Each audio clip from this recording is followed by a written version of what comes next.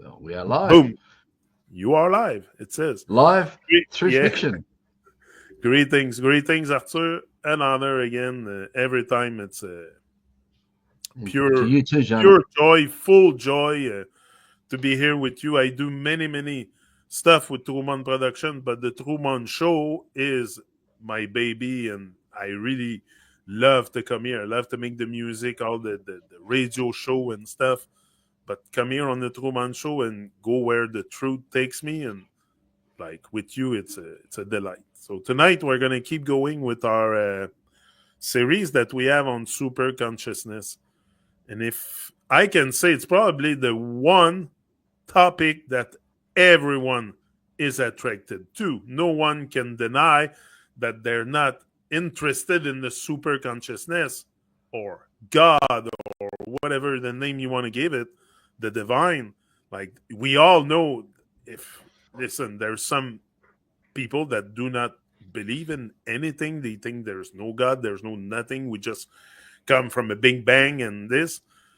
I also believe I come from a big bang, but not the same big bang, if you know what I mean. Yes, I Well, do come from the big bang, but not the one they talk about. But anyway, this super consciousness topic is very on point, I think, for many of us, because many of us are looking for answers in that sense. Even though if I don't think we're really gonna find true answers from our living days, but we can have clues, and there's clues around, like you say, in nature and all that. Now there's something I want to hear you about when it comes to that topic of God. Is apparently there's a lot of stuff I heard about the name of God being in the breath, like the YHWH, being in the breath, and when we breathe, it's the name of God. Like I want to hear you on this, because it seems a bit weird to me that someone know the name of God. Like how, what have they spoken to him, to her, to him, to the force, to the, so all this to me it's like, okay, it sounds nice, it sounds like true, it's almost make the sound, but of course your breath is going to make a sound, you're breathing. When you breathe, you also speak. You know, the words come out of your mouth, out of the breath also. So it could be also anything. So I want to hear you on this, Arthur, about the well, breath being the name of God. it's interesting subject, right? That it also touches everything we've already been talking about. Um, Obviously, for me, children brought up, influenced by the superintelligence, the natural way, there is no words required because it's already present to every child. That life, what you call God, but because of someone or others sense that someone slipped into the fiction and began to define things, the busyness, the distractions of that, remembering, recalling, and well, obviously the other thing is that we've formulated this ego that we've become enchanted with, and we're in the reflections of the narcissism, the busyness of all that conversation. There's so much conversation going on, a lot of chit chat in the head that would have evolved and gotten worse and worse and got busy and busy and more dense and wider and wider as fiction grew all around us and sprouted up into cities and all that, and you got all the fiction throughout all the cities. But to me there is no name for God. I mean, when I had those two epiphanies with the Creator, nothing was said to me about anything in terms of a name. The only thing that was said that when I asked what was this experience that I had had back in '79, the voice had spoke to me, and it hit me through everything that exists. The voice was everywhere, but not a voice as a word. It was just, but it communicated to me, said it was the face of God that I had seen back in '79. That's what, and it was so powerful that I buckled over, and all the breath came out, and I had no breath. I was in a suspended state, and there was this gold light and goosebumps and tears of elation and joy, and I was in a state of joy, a state of elation. And it took a while to wear off, and the dog was looking at something, because walking with our dog, Sammy, my previous old dog. So those encounters, I don't sort of sit around, hey, because I've had this experience, I should write books and say God's been talking to me, and and garnish all that. I just don't go down those roads. But again, the analogy. I've got the megaphone in my hand. Hello, Yahweh. Hello, Yahweh. Hello, Yahweh. No disrespect to anyone. No disrespect. I'm just saying, hello, Yahweh. Please come forward. Please talk to me. Is it true your name is Yahweh? Is that who you are? Did you tell everyone else your name is Yahweh? Etc. Now, that's no difference to what a friend of ours, Glenn, had told me years and years ago that opened my eyes up to some of these things, And he said, hello, Macquarie Bank. Please talk to me. Anybody from Macquarie Bank, please come out. Please talk to us. Now, there's nothing there, because the only thing that's there is a man acting out of the scripts of what is Macquarie Bank or Yahweh or Santa Claus or Easter Bunny or Tooth Fairy or New Year's Day or minutes, hours, seconds, weeks, months, years, or science. Everything defined. It's a man acting as the scripts of the fiction, because the fiction itself doesn't live, and you can't engage with the fiction as a living consciousness. If it did, then, as I explained in previous videos, it would have a place in life where other things needed to exist so they can exist, right? It would have and its substance would be eternally present. Its present sense, the present sense, like the present sense of this man, its substance is always here, whether the man's resting in bed, whether the man's in the house, whether the man's outside, whether the man is journeying wherever, that substance is here. And you can engage with that substance, with that life, but you can't do that with Yahweh, the fiction. You can only engage with a man. Now, through the breath and how we deceived ourselves, because I really think we have become so self-deluded of our own, everything we've done to ourselves through the generation. All our brothers and sisters participated in this, is that the images that we hold that were defined to us by others who explain about Yahweh or explain to us about Jesus or God in that way, every instant they're breathing out. As we breathe out, the images of those intentions are encoded in the breath. And we can add to it and add to it and add to it and add to it. We can learn to ignore it and walk away and don't listen to it anymore. But that image is in the water of our breath, with everyone else's water of our breath are circulating through the whole ambience of life, the whole of the firmament. So we can sense each other through the water of the breath, because the connection between you, where you are now in Montreal, and in Montreal, where I am here in Temagog near Kempsey, mid-North Coast, New South Wales, Australia, we can commune in the eternal present sense, in the here and now, right here and now. We can sense each other in the water of our breath, because it's not defined by time and space. It's not involving hours and and speed and all that stuff. It's instant. The whole presence of creation itself is present to us here and now. It's just that we have lulled ourselves into these distractions that's formed our deep sleep, our unconsciousness, that we can't sense.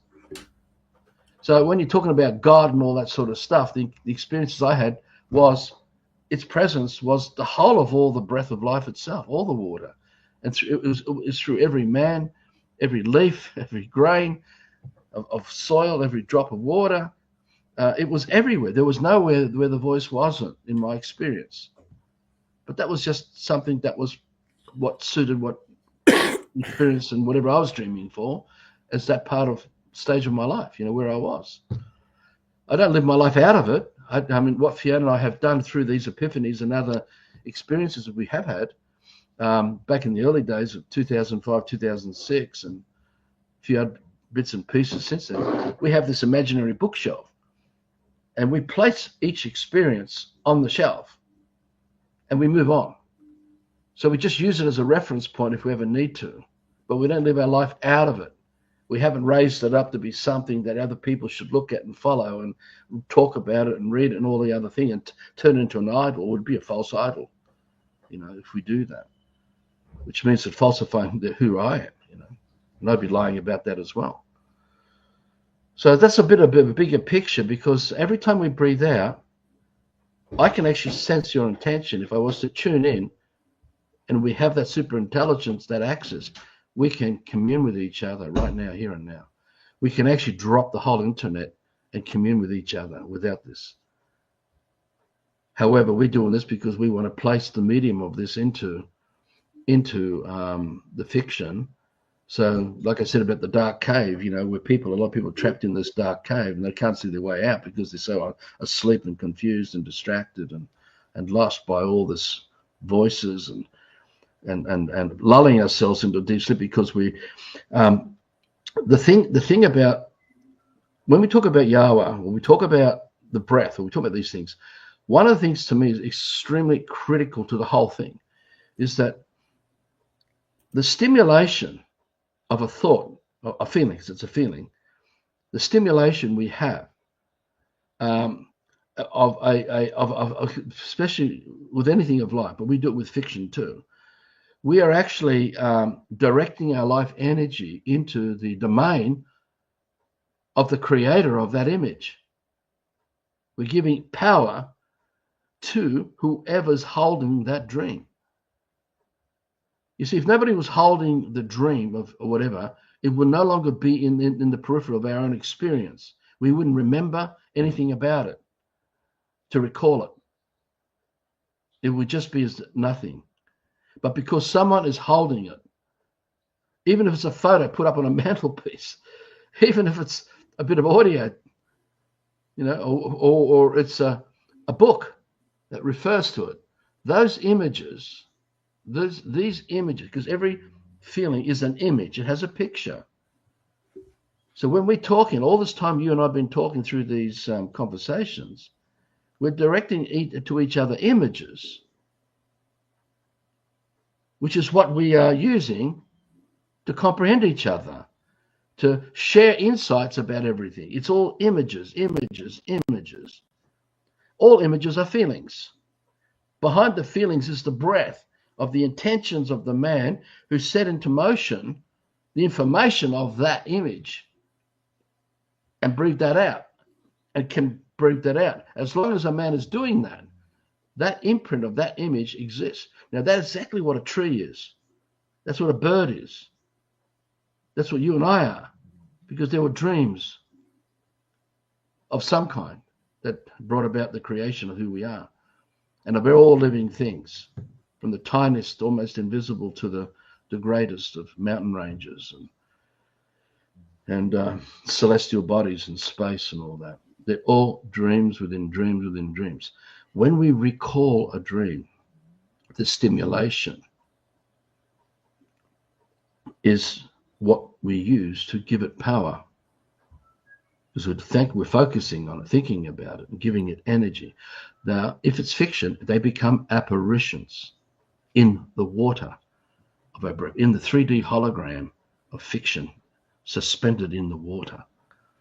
So by proxy, we are revisiting our own invention, our own imagining.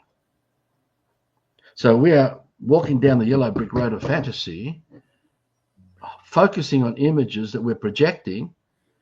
So we are walking on the path that we keep laying, each pavement we're laying down on that yellow brick road is laid down before us by us as we walk. So the reason why we get trapped and stuck in the vortex of the system, that matrix, is because we accept the stimulation that's on offer, that entices us. It evokes a response from us through our breath. And we're giving it those images power by our participation. Now, when there's more than one of us doing it, evolving into really a cultish situation here. So you can have more than one now thinking Yahweh. And we can create images, and we can actually animate. We can animate the images and make it appear like a silhouette, as if God's come to talk to me. And there it is, sort of wavering inside the silhouette of the water of their breath, until it fades away, until that power is weakened and it's faded off again. But people can actually think that that is God has come to me. It's not. It's man-made. All of them are man-made. The whole of the Bible is riddled with this stuff. It's riddled with history of scripts, of storytelling.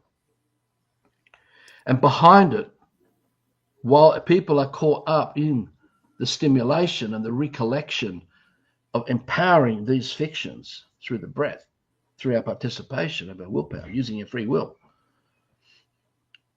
we are slave laboring to those who've created the whole system where these apparitions are coming out of. So behind Judaism in the Old Testament, there is a structure in place by those who get all the power as they oversee, as the authorities of that religion, of that Godhead. And how many people serve it is as big as the cult that it becomes. But they are all empowering each other through the apparitions of, remember, all the life energy we carry goes into that. And when you believe and you give yourself over to it, and with that, you're giving all that energy to it. And the apparition just empowers. And if we summon it, we give it commandment, we call it out, it comes to us. But we've done it. It's the same as what I said. I don't know if I completely touched on this or not already in the other videos, but you can be dreaming of being healed. You can be dreaming for love. You can be dreaming for truth. And you can come across a man or a group of people who all love Jesus and love God. Now, these are all scripted definitions. And the acceptance of the love of all those people within that apparition can help the man who had the dream to be healed by that dream of Jesus and the people who hold up that cult. And we think it's God who actually healed us. And all that time, we weren't stepping away enough to notice how this is actually working. That we caused the healing because we love life. And another man who comes along to follow the modality of Jesus fits into the box of where our love can be directed. Because another man who comes along who's an atheist and says, F God and all that, it's pretty challenging for most Christians to want to hold them in the dream that they love. They try to forgive everybody. That's the whole goal of it, to turn the cheek, and love everyone. But generally speaking, much of what's happening to us is self-fulfilling. And we've been manipulated by self-fulfilling prophecies, by dreams with outcomes designed that we get caught up in. Now, it's the same with the word Yahweh. Someone dreamt for it, and now we are experiencing the outcome of that by recalling it and using and sounding that name. And the image of whatever someone painted, because someone's going to paint a he, or how is he going to look? When I had these experiences that I've had, they were androgynous. They were neither male or female. And the love and that was just so powerful in the hit in the presence. It didn't ask anything from me. Didn't tell me I had to do anything. And hence it wasn't invalidating my free will. It would not cross the line to mess with my head. It did what it did to try to show that there was something there. Now, who's right and wrong about all this stuff, and how much am I right and wrong about all this stuff? It's up to each of us to work this one out. But I am clear about the fact that we do create the apparitions in the water of our breath collectively. So when we voice that word Jesus, and you have minions doing it, who give all those feelings, all that stuff that they're carrying, it's a very powerful modality when you have someone on the top. Now think about this, like when you go to elections, you have minions that go to elections to vote for a political party with a man at the top who's going to be given all the power of all the people, even those who voted not for him, but are in the Constitution, are in the political process. The power goes to a man who uses it and executes it upon everybody. It's no different to the apparition. Exactly the same way. It's just that we don't have full disclosure. We don't have full disclosure as to how this occultic practice works. Another thing I heard, Arthur, is that man was created in the image of God. What do you have to say about that? Well, I actually say for me, that's true. The thing is, though, you think about, you go through the creation idea, that's explained, creationism. Every dream needs a creator. Every dream has a creator. A dream cannot exist without a creator. Like life can't exist without life. Life comes out of life, which comes out of life, which comes out of life, which comes out of life, and it's eternal. A dream comes out of a dream, which comes out of a dream, which comes out of a dream. And that's eternal. The information of the dream comes out of the information of a dream, that comes out of the information of the dream, that comes out of that, whatever's in that dream. And behind the dream needs a living consciousness to hold that dream, to be it, live it. So in my perception, there's a man behind every dream. So when you're looking at the Christian creationism example, there's God who dreamt for creation, and it's explained, the different stages of what was done, and then the animals are created, and then man is created, and it's actually God who comes as man to stand on the land of the dream that God had created. So the very first man in the creation theory is God, because it came as man. Nothing else did that, it was God. So every man that came out of man has God in them. And the eternal present sense of that image of man, maybe look at the image of life itself, all the information that makes up the image of life in its big picture is held by man as God. Now, in the English languages, the letter G stands for highest authority, highest standing. So, and it's a man who acts as that highest authority, acts as that highest power, acts as that explanation, acts as that instruction, acts as that idea, acts as the dream, acts as everything. It's a man. Without the man, none of this is happening. You see, if we did not exist, if man did not exist, this stream of life would not exist either, because there'd be no one to think and feel it anymore. People say, but the trees... That's interesting, what you're saying there. But it wouldn't exist without us. Yeah, exactly, because, we're the ones to the experience. We're always the first party to the experience, regardless of how deep the confusion goes, regardless of how the denial of full disclosure has been put in place by those who kept the secrets of these methods and used it against everybody else. The fact is, we are always the first party. We are always the first party to the dream of life, to the experience of life. And people say to me, but Arthur, the trees will still be here. Yeah. The mountain will still, and I say, yeah, but that's a man saying that. Imagine there was no man to hear the question that I had raised. Then what? Think about it. There's nothing. Exactly right, because there's no one to experience what I said. So it's always a man reacting, responding to what I said. Now imagine there's no man existing to respond to what I said. There would be no experience of a tree falling in the forest. There'd be nothing. None of this would be happening. Because we're the only ones here. Because we came as God in the creation of the Christian, modality of that. So it is true, we are in the image of our own projection. Because God is man. Man is God. We are God. We are the collective co-creation of life, because God is life. It's the life of the dream of life. That intelligence, that super intelligence is us. And we can misuse it, abuse it, because we have free will.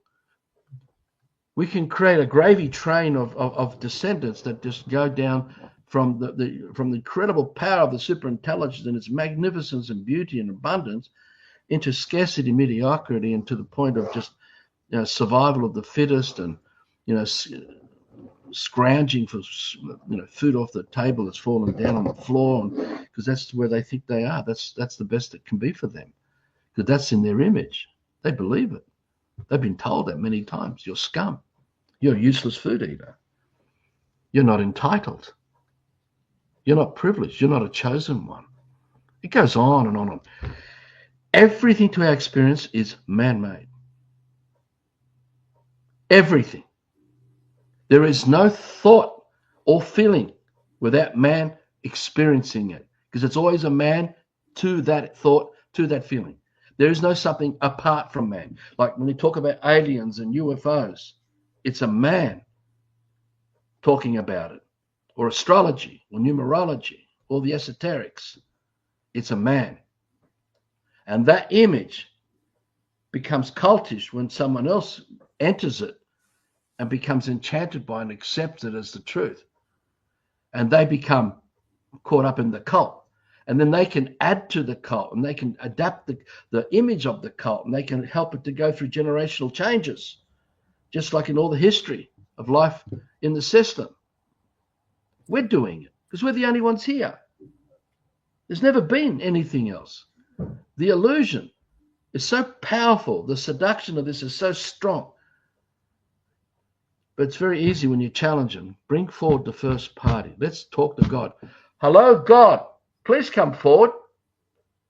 We'd like to experience the substance of your life before us and tell us the truth about what Jim and Joe have been telling me about you.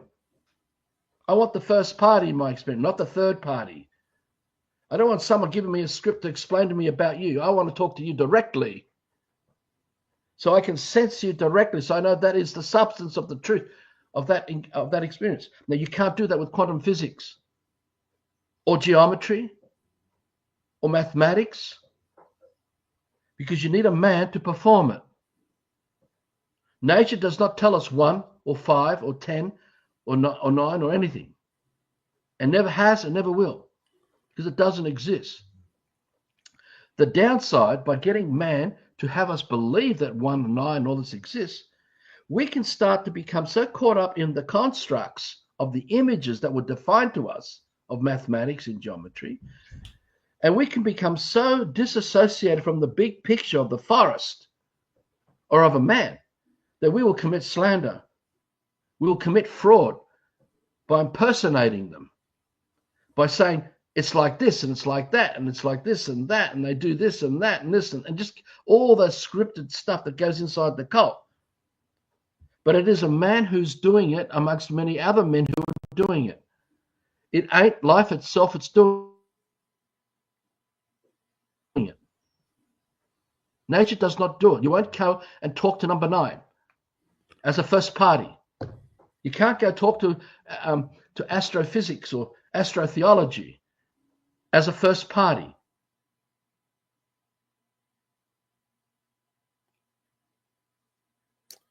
Oh, Arthur, you're frozen, I think. We lost connection? Yeah, Sorry, I think you got frozen a bit. Yeah, okay. Look, hello, astrotheology.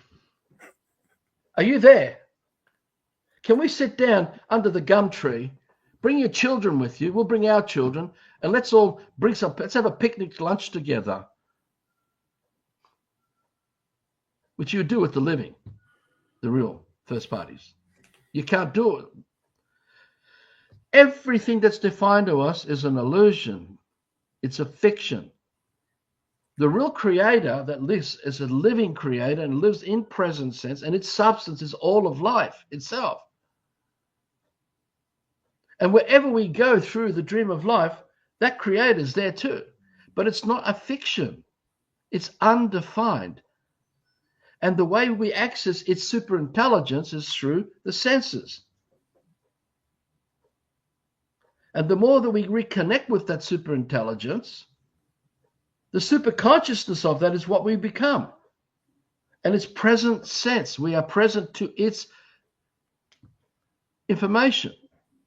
But it's more than just information. It's everything we feel that makes us act, that makes us breathe, makes us eat, and makes us sleep, and makes us rest, and it makes us hear and smell and see, because it's the substance of life itself that we are engaging as the first party. So all of nature and all the celestial bodies and all the celestial space and everything we call of earth and all that is the first party to us, the first party. And we can commune with the first party of life, and you can call that God if you like, but it is nature. And all living things are already communing with us all the time. Its superintelligence is always being shared as a constant. It never doesn't do it. It's always doing it. So we're always accessing the breath. So we have air in our lungs, oxygen. But it all comes from life itself. All the time we're walking around deluded and disconnected and lost in a deep sleep of unconsciousness, caught up in all that nonsense. We're just in imagining everything and saying, oh, quantum does exist, and number 9 does exist. It doesn't. Because someone who tells me that, let's go and visit this number 9. I want to go and sit down number 9. I want to hear it from the number 9 and not from you or any other man. I want to be able to hear it from number 9. They can't. And that shows you the scale of the fraud and the scale of the slander. Because what's happening when we disconnect and get lost in the fiction of these scripts, suddenly that's 1 tree, that's 2 trees, and that's 3 trees. Let's get rid of 2 tree. We don't need it. Hang on, 3 tree. That's 7 tree. Let's get rid of that one too. But the tree never came in with us saying, please, you can take me and use me. We've decided that. But we've decided within the scripts of the fantasy of those fictions that we're playing out, influenced by all those who are breathing into that domain of that cult, where the influences that makes us play out, 1 and 9 and all that, in the domain of someone else's dream who created it, is happening. So we're just being enchanted, seduced, what they call the devil. Because the devil acts as if, it's not a devil as in a real thing. The devil is us. We are the devil because we are misleading each other. And the energy of that misleading manifests as a substance of distortion. And so we can even have an image of a man appear as the distortion of darkness because it's non-full disclosure. It doesn't have the light of real truth. It's kept it secret. And so you can have all the imagery of the devil and Satan and Lucifer and Moloch and Baal and all these things. And you can have it all tied to all the ritual sacrifice and all these other processes that they do in the occult, which is another subject. But the thing is that we are doing it. We're the only ones here. We've only ever been the only ones here. I don't have an alien sitting here next to me and I'm sitting there talking to them. How you going, mate?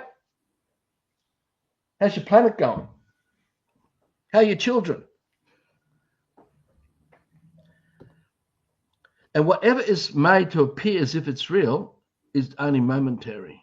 It can't be sustained because fiction is unsustainable. So that's why life, the creator, its essence is sustainable because the substance is the truth of that dream of life created by the living creator. Live in. The word living, think of a domain.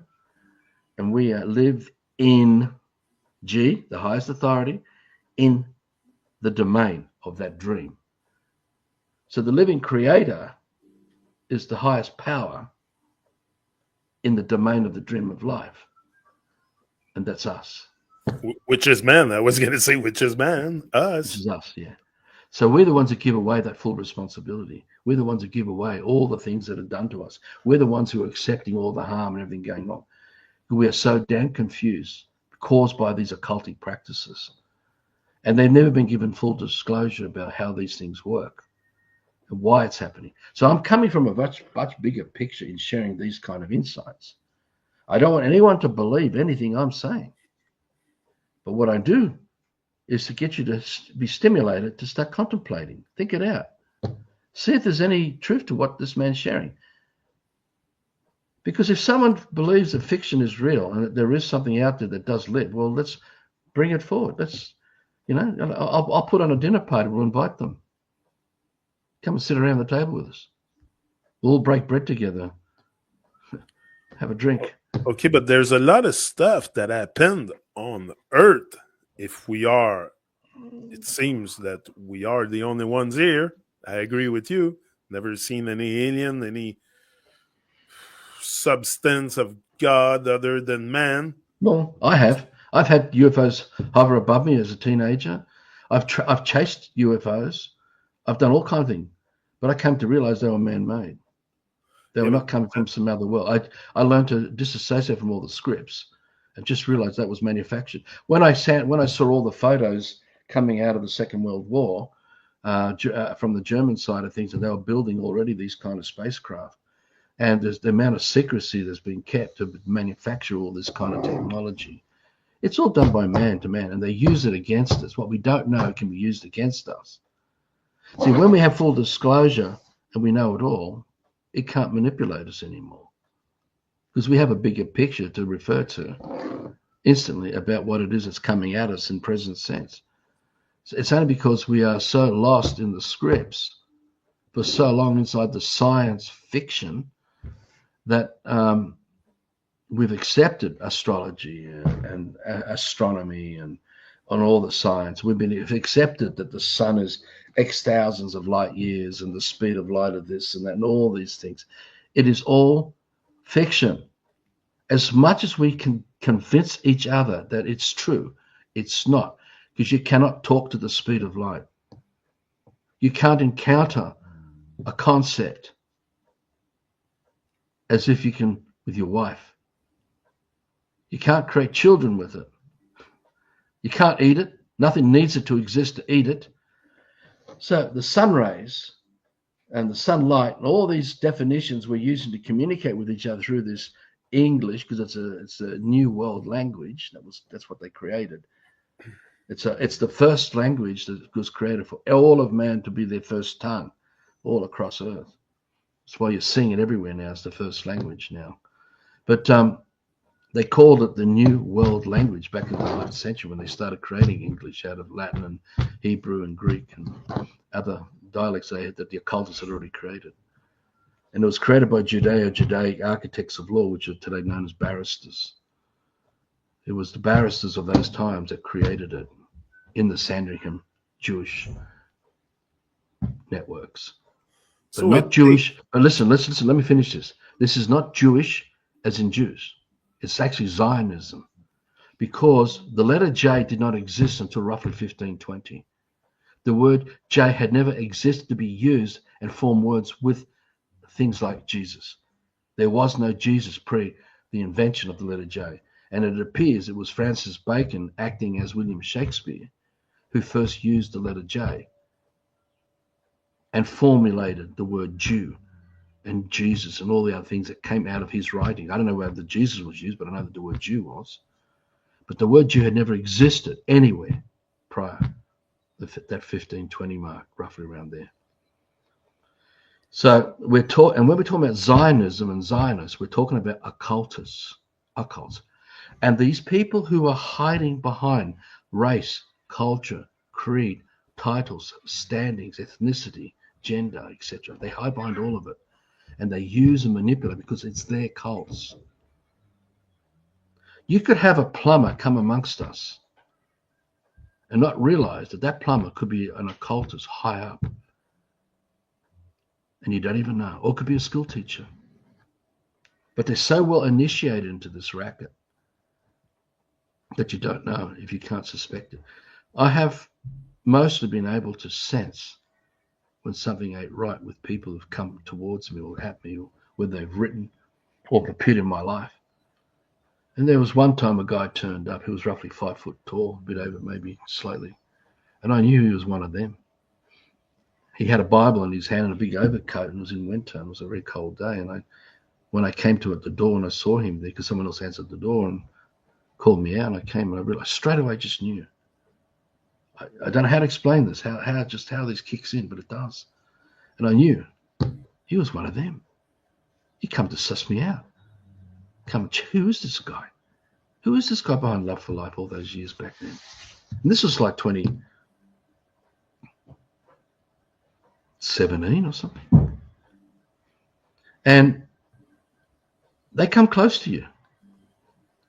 And I said to him straight away as I walked out the door towards him, I said, is that a daffodil or is that yellow? What's that in your hand? Is that a definition too? You know, or whatever I was saying. And he started walking backwards.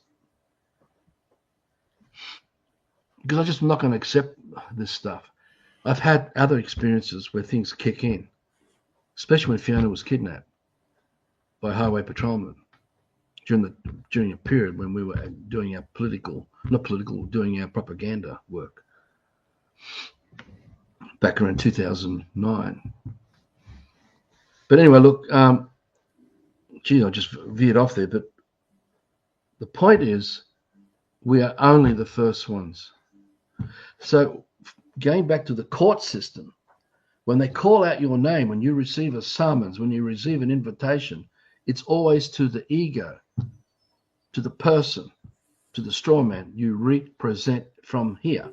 They want what's in here to come forward, not the man. They don't want to see the man. They're not interested in the man. They're only interested in the fiction and what you represent under the name, registered as a birth certificate.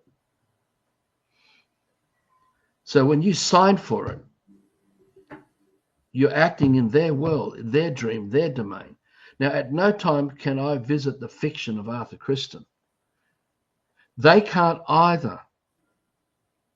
The judge can never experience Arthur Cristian, the fiction. But the judge knows what's going on in the bigger picture of the court process, because what they're doing is getting you to commit fraud, to give them justification to say, well, okay, you're not well. They may not say these words, but you're not right in your head. You're not well. So it's true when people say that the whole of the system is a mental asylum and that we are wards of the state inside this mental asylum, because we're so caught up in the images and the scripts, believing that the land title deed and the mortgage and all these issues that we're going to fight over in a court case are real and exist. So we get so sucked into playing out the intellectual property that's copyrighted by them, because all the mathematics and geometry and all the other stuff that comes out of under the name of the crown, like we have this crown seal in the court, but this is not the original crown seal. That's been changed. It's now a commercial crown seal, because the commerce is what's being performed in the fiction, where people claim that they own this and they own that, and that's my child and that's your child, but everyone's registering the children to the state, to the ward of the state. They're all wards of the state. So the judge doesn't see who you really are, because you don't exist, and you don't even know who you are. So when you turn up, you're not even a man. You're not a real man here. You're a hue man, a type of a hue, a color, shape, type of a man, but you're not a man. You don't have your full faculties. And so they get you through the curses of the fraud that we commit, which are sins, which are lies, and they get you that way. And that's how you give the authority power to get at you and give you punishment or whatever, or relief in the game of this play, where we are the only first parties acting as the third parties of all the fictions that we claim that we are. I own that, I own this, it's mine, and everything else going on. All this is bullshit. None of us, we own nothing. We've never owned anything. You can't own your last breath. If you don't let it go, you die. You can't own your last drink. If you don't let it go, you die. You can't own your last meal. If you don't let it go, you die. If you don't let go of belief, faith, and stuff, you die, man. You're gone in the nonsense, in the unconsciousness. I got something for you. They say the truth is in plain sight. Well, could man living among us give us the truth in plain sight of that super consciousness in the crop circles, in the pyramids, in all the gigantic stuff built here on Earth? Or could they're that all alive. be, no, hold on, could that be the truth in plain sight, No, that it's there not. is super consciousness amongst us right now? The Which word has to be, because you say there is only man, there's no upper power or something. The first time that the occultists tried to create a one world power with a one world energy, a one world religion, a one world authority, a one world power of military might, etc., and one world education and all that stuff. They already tried this once before, and it all collapsed when the firmament came down and destroyed everything. And the remains of all that original civilization is buried under the water and under the mud and under the earthquakes and everything that's happened. And we can see evidence in plain sight of the remains of the first attempt, right, of this lie. Now, the second coming of Jesus, letter S and Z interchangeable.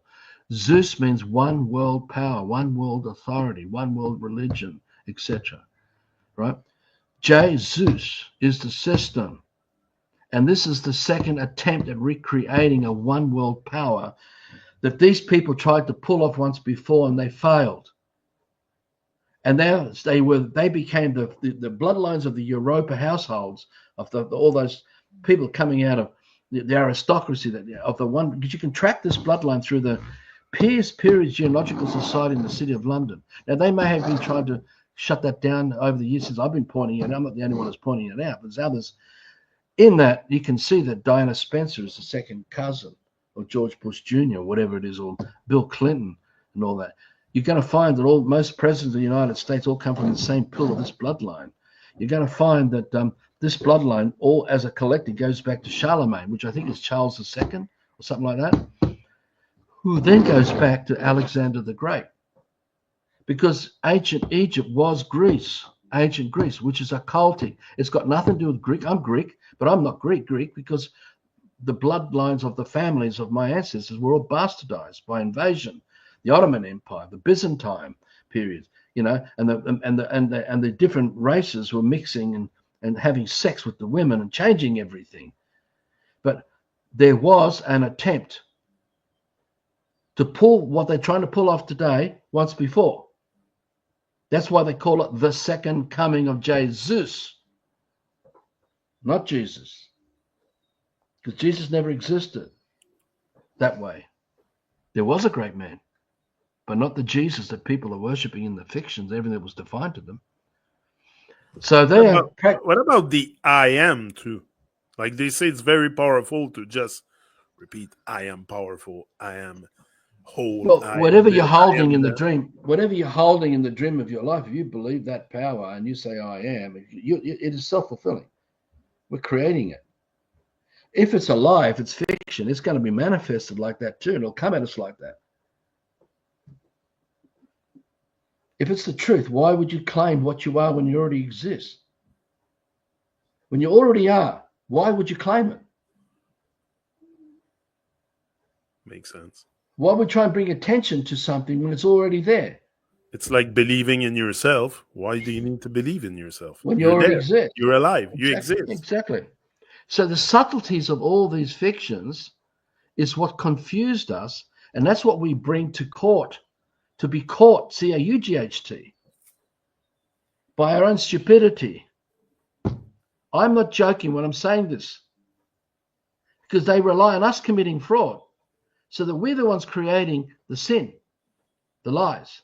And we give them the authority. So, for example, they create the chaos of all the confusion by providing all the definitions and telling you, yes, you can buy that land and work for it, and that could be your land title deed. And yes, you can be a private corporation registered, and you can be given rights to do what you want to do that can cross over those title deeds of the land. And you can have another 1,001 statutes coming at you of all kinds of corporate entities, fictions, that give authority and power to the various people who act on behalf those things in third person. They act as the first party of that in third person, but they don't want to be caught in first party. So they always deflect it to it's the corporate problem. It's the company problem. It's not me. So in a court system, it ain't the judge. The Pontius Pilate who washed his hands, it didn't want anything to do with the Jesus in the script. And yet he let the Romans crucify the man because the high priesthoods of the Sanhedrin didn't want anything to do with the sacrificing of him. They wanted Rome to do it. And they had reasons of justification. This is all in the scripts of storytelling. It's exactly how it works in the court system. We punish ourselves. We put ourselves into court, C-A-U-G-H-T. We're the ones who are committing the curse because we believe we own something. Because we're taught to believe we own it. We've gone and worked all this fiction to have money, which is fiction, to go and buy and own a piece of land. Yet all of it is fiction. Because if someone claims that they own the land, we're going to say, hello, land. Hello, lot 674325. Can you please come forward? Can we talk to you? Is it true that Bob and Peter own you? That you are under his or their authority? Why do we need a man who doesn't have anything to do with any of it acting as a judge, overseeing the squabbles of people who are fighting over whatever issues they're having?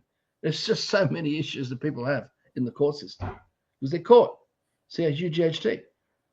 But they can't step aside and become disassociated from all the emotional manipulation, all the fantasies, to be able to just stay really peaceful and come realize, hang on, this domain is not mine. This is not my dream. These people are all strangers. What are all these strangers doing in my life? People I don't know. They don't know my family. They don't know my children. They don't know my private dreams. They don't know my wife's dream. They don't know my children's dream. They don't know my mate's dreams. They don't know the neighbors down the road dreams.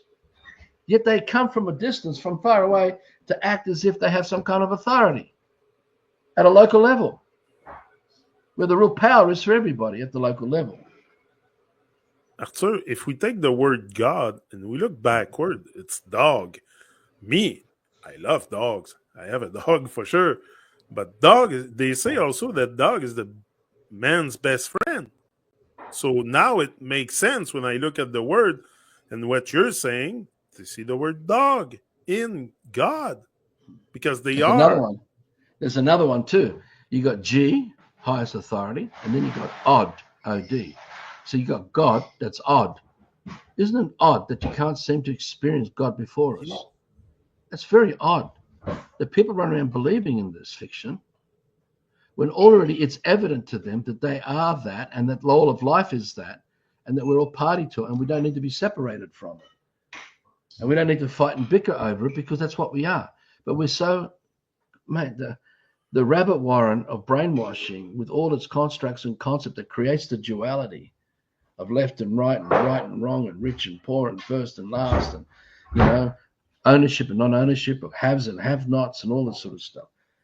It's needed because the occultists create that to create the chaos so that we, who gave up full responsibility for our life, pass over that responsibility to them for them to act as the authorities over the responsibility of what we've given up. So they come in as third parties, intermediaries, interlopers, intermeddlers, acting with strangers to make a decision over a piece of land that has nothing to do with them. And they can never say. It's like what I do here. I'm working on this land. This land has the substance of this man's life as the land. There's no greater authority than that. I'm the living proof of the custodian, caretaker of this land.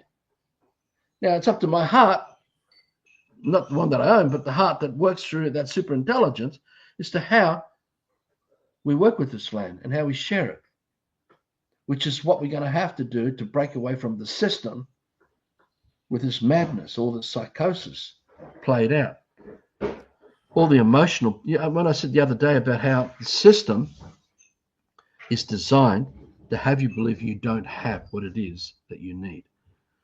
Like you don't have happiness, you don't have freedom, you don't have truth, you don't have full responsibility.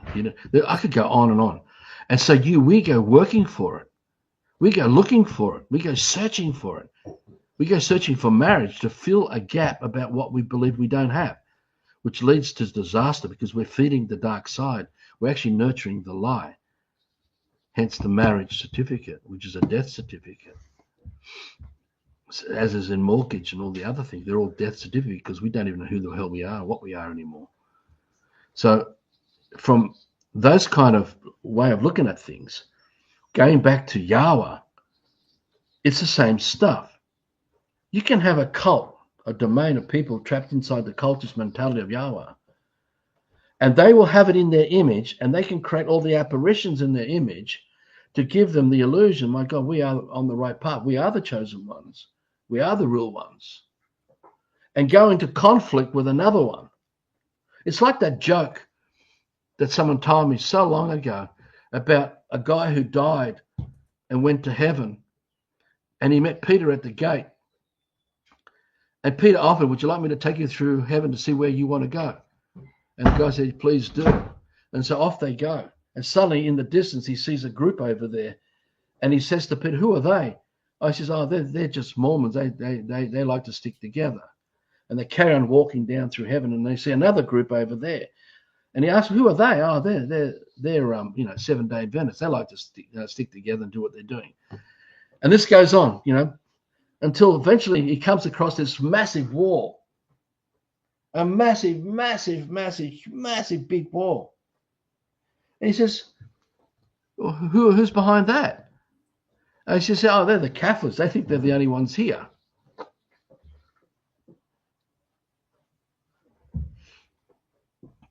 Now, that kind of psychology is how we play out the duality to create conflict with each other. Instead of man with the superintelligence of that good heart, of that love, which is what the real man talked about, the real love, the great man back then, not the fictions they've incorporated into institutions that became Christianity and all that stuff. But the reason they do this is because they have to manipulate us into a state of chaos so that we seek order to the chaos. So they come in as the authority because we gave up the full responsibility of who we are to them. And we do it through elections, and we do it through many other means where we accept strangers who come into our private life to mediate and counsel or psychology or drugs or big pharma or whatever. It doesn't matter how many different things we do to our lives. And we accept their authority, their perception as ours. When really, none of this should be happening in the first instance. So the whole system would not even happen if we did not forget who we really are and what we really are. Because once we know who we really are through that superintelligence, the good heart and all its virtues is already what nature is, what life is. And if we work with that, the whole of fiction of the system will collapse and disappear. We will recycle it back to life as quick as we can. Because we don't need another man to act as the authority of each of us. We don't need someone else to tell us who we are and what we are anymore. Once we build that confidence back and we don't have doubt and uncertainty and distrust and all the other dark side things that mess with us, because that's what drives us to go to work. It's what drives us to do what we do and why we go. And there's so many things in our actions that are coming from deeper things that we haven't stopped to really look at that dark side. Like behind mortgage, as I explained in the other day in the video, was that is because we want to have we want security because we don't think we have security. We want certainty because we believe we don't have certainty. And the fear and the doubt and all the other things that come with that plays out as we work to save money to then get ourselves a house with a mortgage that we then have to pay 4 houses for, whatever, just to have the certainty of a roof over our heads and provide security for our children, because we want certainty for our kids as well, right? But the whole time, we are always in a state of uncertainty. We're in a state of confusion and distraction, of chaos. So the whole system will collapse when we walk away from this dark manipulation, when we realize we do not need to play this out with each other, and we don't need to play out what we need from each other and play out all the emotional rackets, oh, I need him, I need to fall in love and get all excited until eventually you ain't getting what you need anymore because things are changing by the person who's, because when you're caught up in this lie like this, shit happens. And I have had our doors open for almost 20 years of people coming and going, some who stayed a lot longer, to play out all this destructive emotional stuff. And usually they'll blame me. They'll blame me. I will go in to try to nurture them and share with the truth of these things. But the emotions are so powerful. And I must stress another thing about this. This is another thing people get to get a head around this.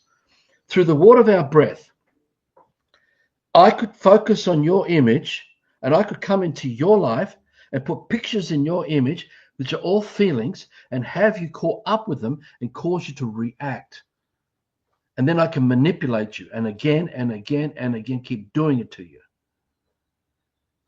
Because you've got to be able to be aware that I've come in with insidious intentions to manipulate you and mess with your headspace. As someone posted in one of the videos of our chat, said that you're under my hood now, that I'm manipulating you. They couldn't be bothered to really listen to the whole video and realize what my intentions were. So, but what I'm getting at, Janik, the occultists are getting inside everybody's heads. And now they've evolved to such a point in the confusion of people's lives in the system, because they're so shut down, that they use technology. Television, Hollywood, social media, internet, emails, the amount of things being played out to be in here. Because without them being in here, they can't control what's happening to this vessel, in what direction they want the vessel to go. They've got to be in here. So that's why I've used the analogy of the pirate ship. It's got the skull, it's got the skull and bone flags on top of it. And it's sailing across the ocean of alphabets of all this fantasy world of psychosis. And it comes across another vessel that's just been going to be launched from a harbor. And that is a mother who's giving birth to a child. And they want to attack that vessel and weaken its defenses. Whether they've already achieved that by breaking the woman down, the mother down, sufficient to allow them to come in to mess with the mother, so they can mess with the child. And it doesn't matter how many different ways they get at our children. That's what they do. They come remotely to manipulate. So they, as piracy on the seas of alphabets, what we see, the sea we see, the SEE, the all-seeing eye, we see the fantasy, we see the fiction. We live in the fiction of all this. So we as a child can be that vessel, and the attacks can have weakened our defenses because we weren't protected by our mother and father and by the tribe around us, which we would have protected all of us from this. So that they, the occultists, can then board our vessel remotely and take over control of the helm of the vessel. So they can then steer through those they've captured, the captives who are under their control, under the black magic of this, and put a skull and bone flag on top of that vessel as well, which is what the birth certificate is. Because it's all fiction, it's all dead, everything's dead. And have you live your life as a slave in patronage to the occultists who are rewarded by the labor you produce, who they tax you with, and other means of other bills and interest and all the other things that they do, because they are procuring your life energy through the fiction that we are performing in fantasy, regardless of whether it's played out in the court system or whatever. It is really basically the way, if you want to go another way of looking at it, we really are, just bear with me, I'll just think of the right word. I have used this before.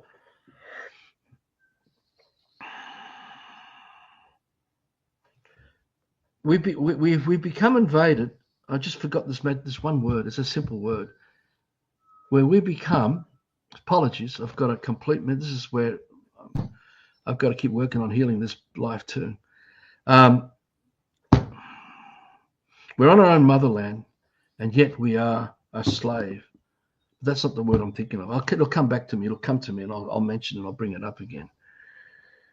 But it staggers me that we are strangers on our own motherland. There's something I would like to bring you back on. I'm going to insist again. It's those freaking crop circles. Arthur, I'm willing to go with the fact that we're alone here on Earth. I get it. I never seen anyone else.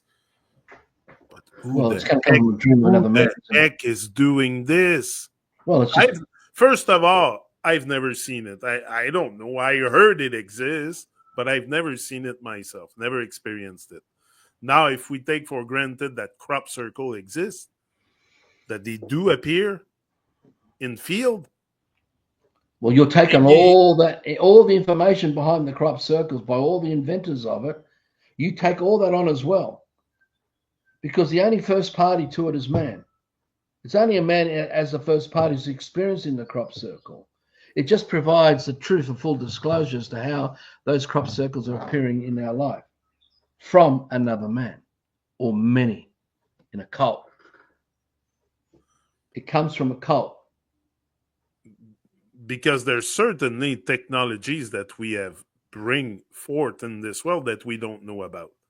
Definitely, they keep what us. We don't know. What we don't know is what's used against us. Exactly. If you're not being given full disclosure, it can be used against you to manipulate you. So they could easily have a technology to create this. We've had laser technology now with satellites going back to the 50s. The whole thing of creating an alien invasion, and developing all these other kinds of means as forms. So this is all part of the plans. You can read their works of all the plans they have in place. They actually provide full disclosure, but they do it in very cunning ways that people can't seem to see it in plain sight, what's going on. But, alien invasion is going to be one of the many planks of this agenda. But it makes so much sense, everything you say, because no one can deny we're alone here. Humans. There's nobody else. Yeah, well, the human is a type of a man, but not a man. The human is the confusion where everyone living in the system, but a man is not a human. A real man is driven by the heart of the superintelligence. A human has all this other stuff going on that the man's fallen into the dark places. H-U-E, the phonetics and the etymology, the hue, even as H-U, a hue is a shade type color. Yeah. Of a man, but it ain't a man. It's not a man. It's the shadow of the man. Yeah, it's the shadow of the man. Yeah. You look it up, you'll see it. And so that is we're in the shadow of that image that we believe. That's why we're human. We're not man. Exactly. We should be man on the land, not human. Not answer anyone. And when there's nothing to be answerable to, there is no I am, there is no human, because we're not having to justify or validate anything to anybody. It's already evident who we are. If somebody wants to know who Arthur is, well, they come and visit Arthur, and they can smell him, they can touch him, they can feel him if they want, and they can work with him, and they can discover what Arthur's all about. But when someone comes to you to ask you, what is Arthur? That's not Arthur, no matter how much you describe your experience of what you've had. If they want the direct experience, they come and experience it themselves, if they want to, because then it's a direct experience. So we have to be responsible and make sure we do the best we can not to mislead people And I don't want to do that. I never try to mislead anybody about anything. I try and do the best I can to provide insights using analogies and metaphors, etc., to describe this situation that we have encountered, this unnatural phenomena, where we are calling out fiction that stimulates us to evoke a response, where we're directing our willing life energy back into the fiction, which is what props up the fiction. See, if we stop responding to a car, the car will be broken down into nothing eventually, because no one's in the experience of that domain. They're not living the dream anymore of the car. It will go. But because we're still stimulated by the scripts of the fiction that entices us, enchants us to give our energy to a car or internet or mobile phones or technologies, we're giving our energy to it to sustain it, to try and keep propping up what is unsustainable. Because the whole of the system doesn't exist. It never existed. Everything of the system does not exist. It's a figment of our imagination. So we have to perpetuate what does not exist under the guise that we think it does exist, that we're imagining that somehow these things exist. But the confusion is so overwhelming that we'll become disorientated. We become confused. So same with crop circles. Some people still think there must be some other power. Well, bring forward this other power. Hello, other power. Don't hide behind the shadows of invisibility. Come forward. Let's experience the substance of your real life and how it plays in the real life of nature itself.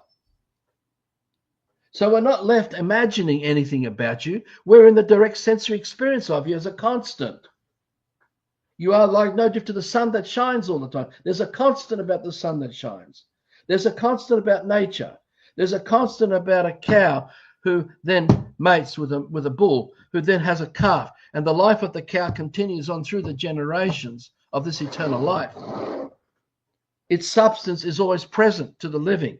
And if we do not interfere with nature, the substance of all living things that so many we have destroyed or murdered or caused genocide and caused extinction, it's why we've become immigrants on our motherland. That was the word before. We really have become immigrants on our own motherland.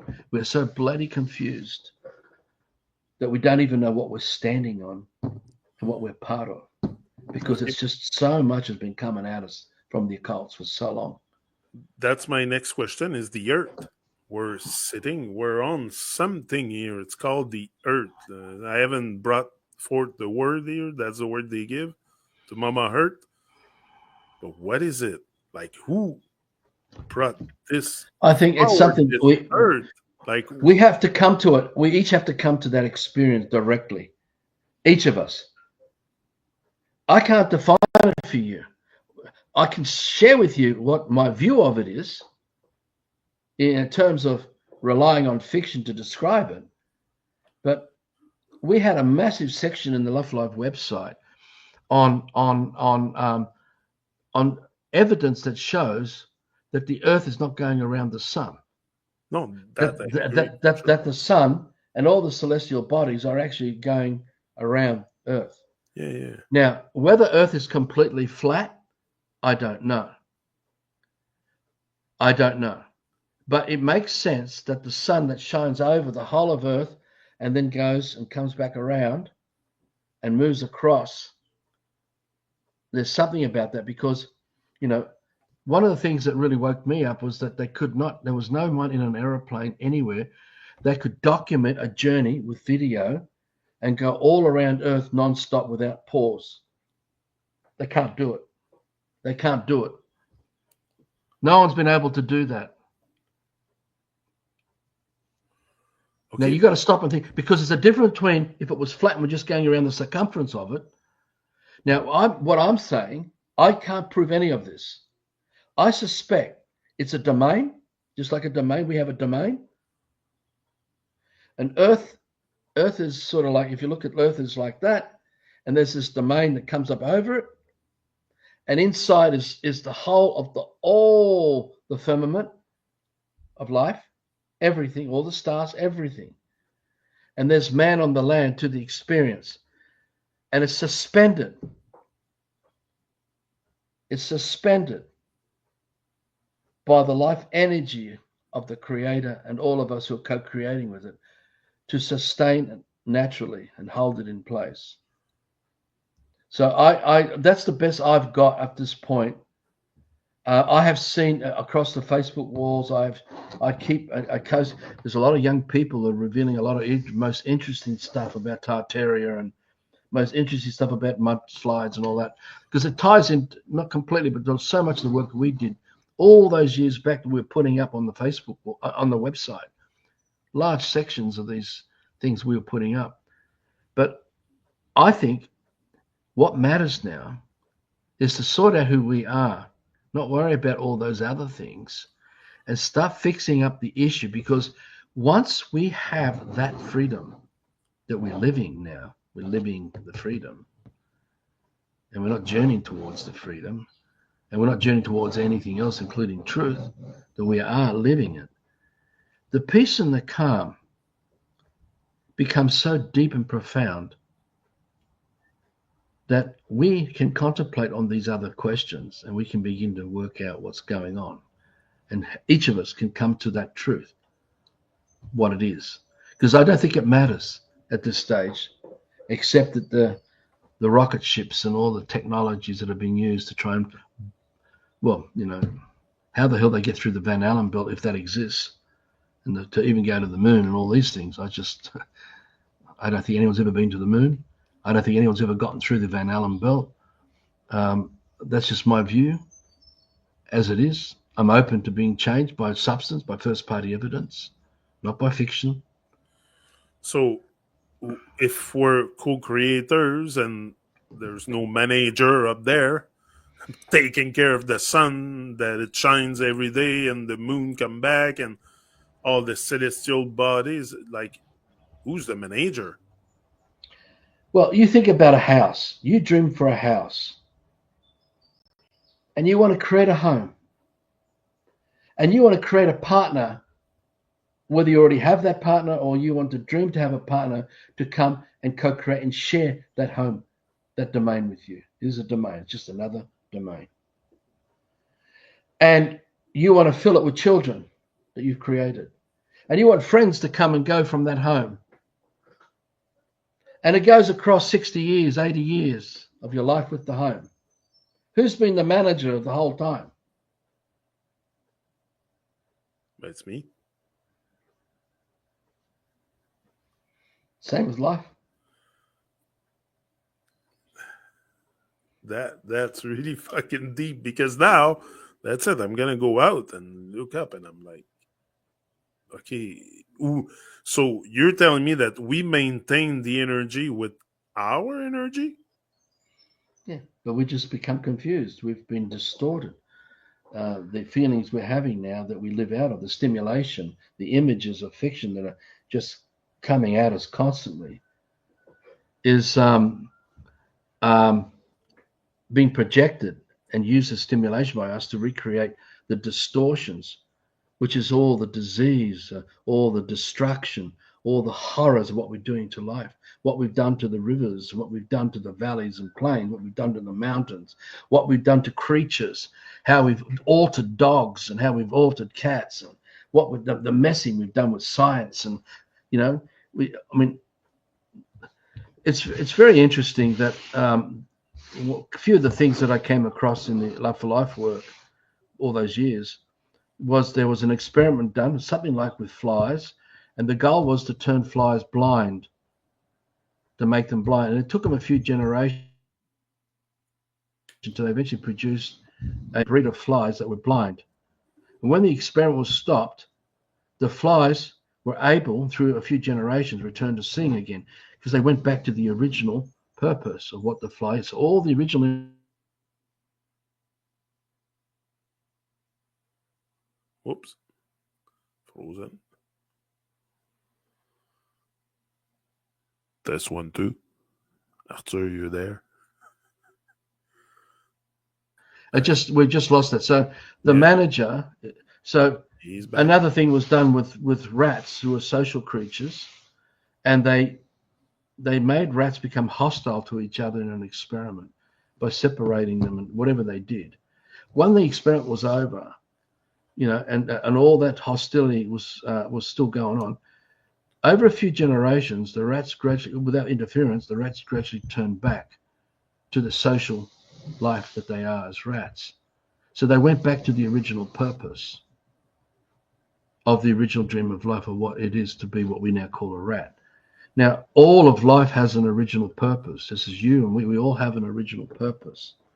But we need to connect with that through that super intelligence, where those dreams are formed out of, that where we're living the dream of that original purpose as our real life, as the real domain of the man, undefined man. So, it doesn't matter how much we want to sit there and pray, oh dear, that all comes from, I'm not saying not to disrespect. We should be respecting and with gratitude and elation and joy to just how wonderful, how magnificent life is. And this is what I do all day, every day now. Oh, yeah. When I'm walking around, I'm always talking to living things. And like I told about birds the other day, there more and more of them coming around, and we're starting to form, and I'm saying to Phil, this is going to grow, with other animals. I put food for the bird today, and I was calling them. I was whistling. I was like, "Come on, bird! There's food." And well, we have a guard. We have so much around us. We don't. We have done it. We have given them some old sunflower seeds to king parrots. Oh, you feed the bird and the squirrel me. But generally, we don't need to do any of this anymore. We don't want to really create that, because they don't need to be dependent on us. They just need to just live their life, and they come here, and there's already plenty. We just create everything that they need. So it becomes this. I mean, you think of the brain's got like a bank of switches, and a very sound from a bird can trigger a switch. Another smell can trigger another. A certain color of the paradise, a certain look. It triggers all kinds of things that might have been turned off from so young, and we can switch them back on again. And that's why we're creating this paradise here of stimulation. So we're so busy in the stimulation of living the dream that we don't need to go outside of it again, to go look for something else. And the birds, we overfeed them also, so they become fat. I saw a fat squirrel the other day. She was fat.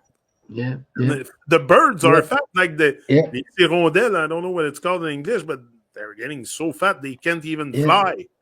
We're doing it to birds and ducks. I think I'm gonna stop feeding them a bit.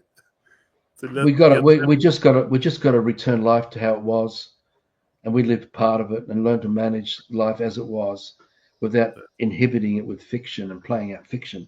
So we got to stop bringing all the other. I know we got to wind this up now. We got to finish today, but the domain of our dream of life, the distortions are the impure thoughts and feelings of the occultists who created it. So that impure intention, and whatever they're seeking from us that we've allowed to come into our domain, so we are now resonating with their dream and giving energy to their dream, which only makes us more distorted. Hence, we get sicker and diseased, and we become tired. We don't have the same energy. There's so many things that can cause us such a chaotic state. But the thing is that once we become aware of these things, the critical thing, like the gateway to kingdom, without the GKINDOM, of a village life, of how things live under that super intelligence, what people call God. They want to create a community under God. Well, this is a manager of each of us being the manager and the custodian of the dream of life, of that super intelligence, in revering the amazing power of the living creator's life, and draw that into the domain of, in this case, of the kingdom village dream.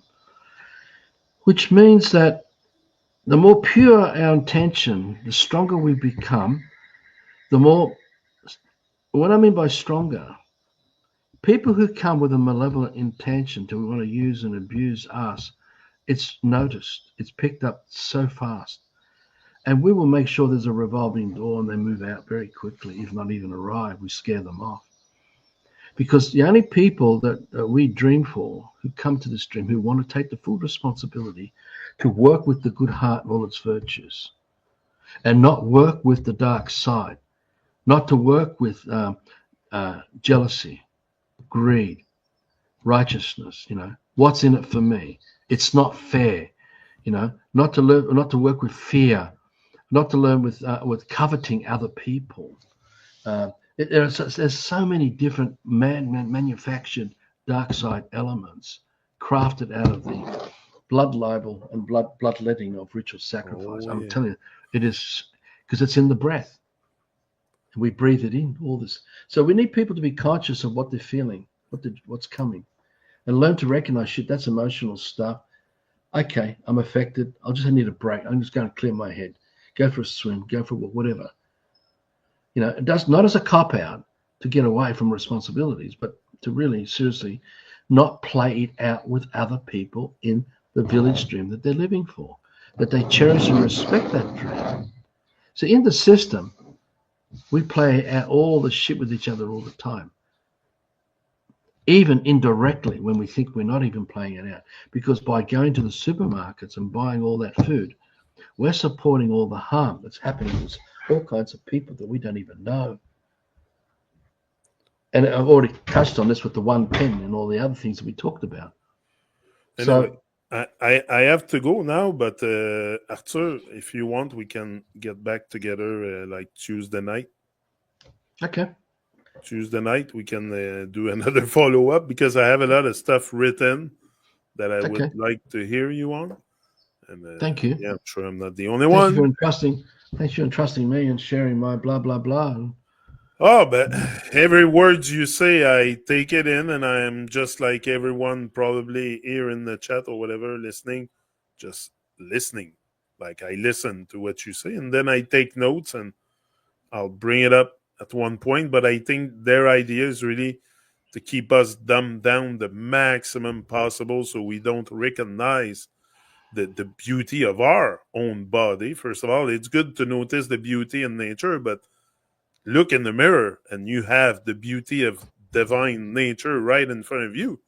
And often we miss to look at our own beauty and to bring our own beauty out. And that's what I'm for. I'm like, everyone's beautiful, definitely. And especially when you shine the beauty from within. Now you're certainly full beautiful. Even the word beautiful should be written with two L at the end. There's only one L. Like the beauty should be full, but they want us to be beautiful just on the outside, like makeups and shit. But the beauty should be extrapolated from the inside to the outside and really shine the light of That's what I was saying divine about light. living. Live Yeah, in, live in the live dream in. of That's it. the good heart and its virtues. And if Anyway, we live, we'll talk about all this when we see each other again, definitely. okay. I want to hear you on this. So, boom, Thank you. we're out. Large up, everyone. No, Bye. no, no man, no cry, no man, no cry, no man, no cry. I think. Sean Hammer, large up. Sean said the crop circle markers in UK these days declare their artworks publicly. The Earth is just a story. Yeah, the Earth is something that I don't know. I think we all have a desire to know with our ego also where we are, what we are, who we are, and all that stuff. Well, we So for fake sure, it.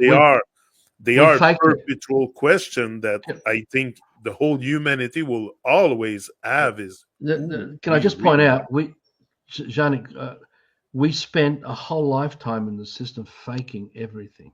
Yeah, Because we're imagining everything to be true and none of it is real.